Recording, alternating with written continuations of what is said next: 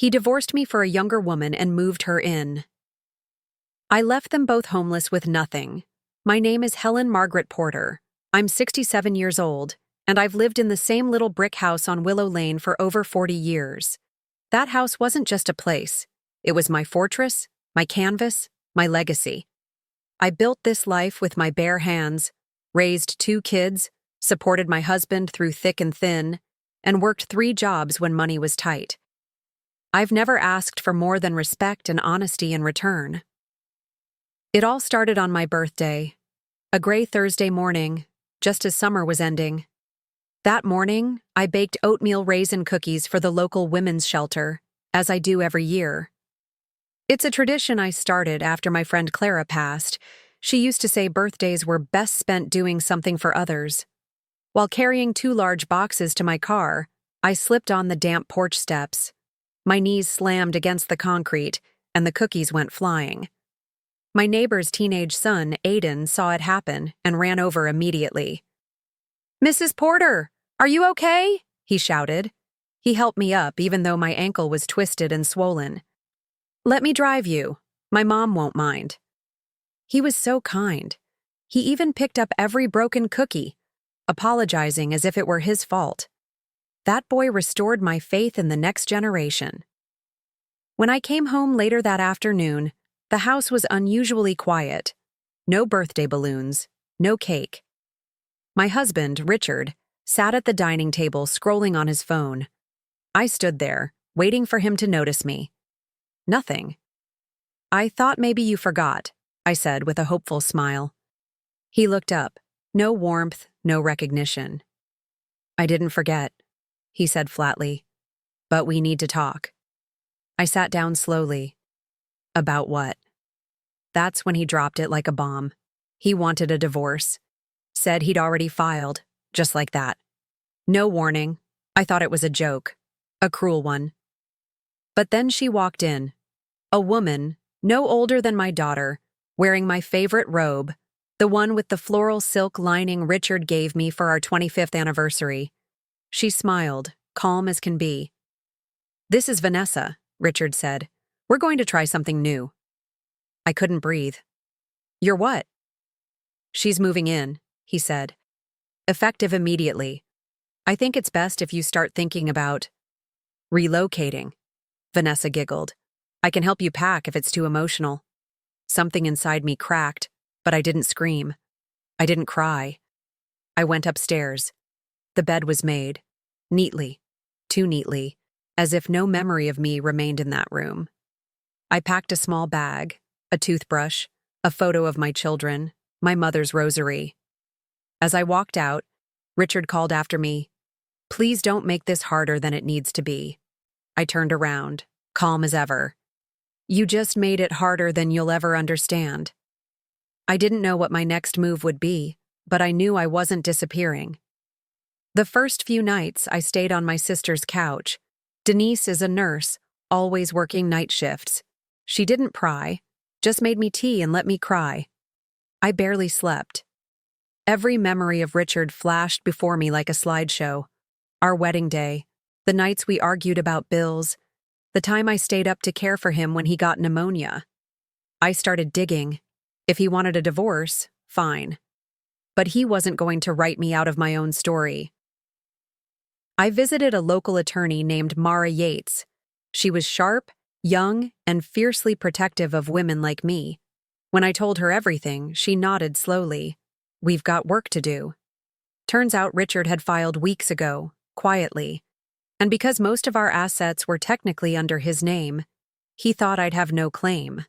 But I wasn't the naive housewife he imagined. I still had bank records, handwritten ledgers, letters, tax returns. I even found an old recording of Richard thanking me at his retirement party, saying none of it would have been possible without me. One rainy afternoon, I went back to the house to collect some things. Vanessa opened the door with a smirk. "You again?" she said. "Didn't we agree you'd call first?" "I don't need your permission to enter my own home," I replied. Inside, she was redecorating. My lace curtains were gone. Family photos had been replaced with framed prints of Paris, a place neither of them had ever been. As I headed to the attic to get my father's war medals, I heard Richard yelling from the living room, "She's provoking Vanessa!" I didn't say a word. I calmly found the medals, packed my memory box, and walked down the stairs. On my way out, Richard blocked the door. "You should let this go," he hissed. "You're not going to win." That night, I reviewed the refinance paperwork from 10 years ago. I remembered that Richard had signed a revision without reading it, trusting me to handle the details. That revision, drafted by a now-retired notary friend, put half the deed solely in my name. Mara nearly shouted when she saw it. "This changes everything." We filed for an emergency injunction to freeze our joint accounts and requested full review of property holdings. I also reached out to my son Andrew and daughter Lisa. They hadn't known what happened. When I told them, Lisa flew in from Chicago the next morning. She marched into Richard's office and told him he'd broken his vows not just to me, but to the entire family. By the time our court date arrived, I had a folder so thick it needed a second binder clip. The day of the hearing was cloudy, fitting. I wore that same modest blue dress and clutched the documentation like a lifeline. Richard waltzed in wearing a smug grin and a navy blue blazer I bought him years ago. Vanessa trailed behind in high heels so tall she nearly tripped. They sat across from me like they were on a reality TV show. No remorse, just arrogance. When my lawyer presented the deed, there was a long pause. The judge raised an eyebrow. "Mr. Porter, is this your signature?" Richard leaned forward. "Well, yes, but that's all I need," the judge said. It wasn't just the deed, it was the pattern. The judge saw everything: the attempted eviction, the secrecy, the neglect. Vanessa looked confused. She clearly hadn't expected this. When it was my turn to speak, I didn't rant. I didn't cry. I spoke about the 40 years I had invested, the support I gave, the debts I repaid, the life I helped him build. I told the court I wasn't here to ruin him, only to reclaim what was already mine. The judge ruled in my favor. Not only did I retain legal rights to the house, but Richard was ordered to vacate immediately and repay a portion of misused funds. Vanessa began sobbing in the courtroom. Richard simply stared at the floor. 2 days later, I stood by the window as the court officer knocked on the front door. Richard emerged with a single suitcase. Vanessa was on the phone screaming at someone about getting a hotel. They had nowhere to go. I watched them from the porch, clutching the same mug I used for tea every morning. I didn't smile. I didn't gloat. I simply turned, walked back inside, and closed the door. Today, I live in that house with purpose. I started a program that offers room and board for women fleeing abusive relationships. We cook together, we talk, we heal. I'm not the woman Richard dismissed. I'm stronger, wiser, and I know now that age is not a weakness. It's a force. And from now on, no one writes me out of my own story. I remember sitting in that car after leaving my house that day, the day he replaced me with a stranger. My hands trembled on the steering wheel. My reflection in the mirror didn't look like me anymore. I wasn't Helen the wife or Helen the mother. I was a stranger in my own life. When I got to Denise's place, she opened the door and pulled me into a hug before I could say a word. We sat at the kitchen table drinking chamomile tea. "You want to talk?" she asked gently. I just shook my head. The next morning, I called the women's shelter and apologized for not delivering the cookies. The woman on the other end of the line, Martha, was kind. "We still have last year's batch in our hearts," she said. That made me cry harder than I expected. 2 days later, Richard texted me. "You left your pill organizer here. Should I toss it?" Toss it? I had spent decades making sure he never missed his heart meds. The irony burned. I began to journal everything, every memory, every expense I covered, every insult I swallowed over the years. There was the Christmas I pawned my wedding earrings to buy our kids presents, The time I took night shifts as a cleaner just so we wouldn't lose the car. I wrote it all down. My story wasn't going to disappear with a signature on a divorce paper. Lisa and Andrew came through like anchors in a storm.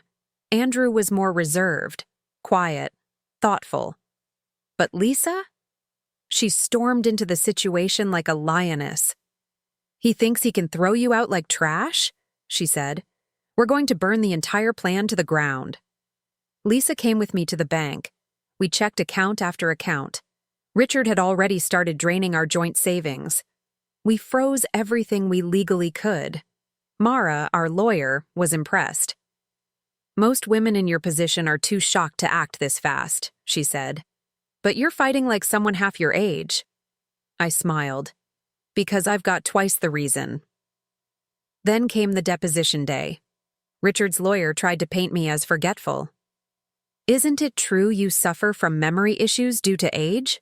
she asked. "No," I said firmly. "My memory is sharp enough to remember every betrayal in this room." The tension in the room crackled. Richard looked at me with something between annoyance and disbelief. I'd never spoken to him like that before. Maybe I should have started sooner. Vanessa was called to testify.